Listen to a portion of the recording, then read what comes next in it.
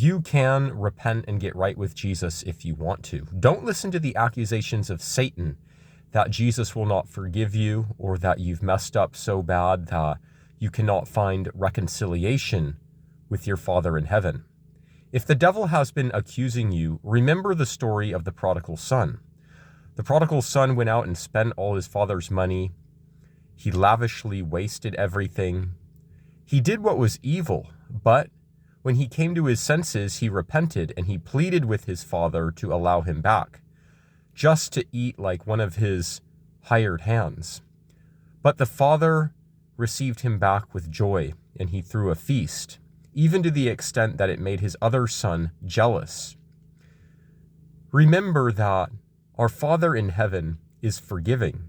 He will forgive you. He will accept you back if you repent and come to him with a contrite heart.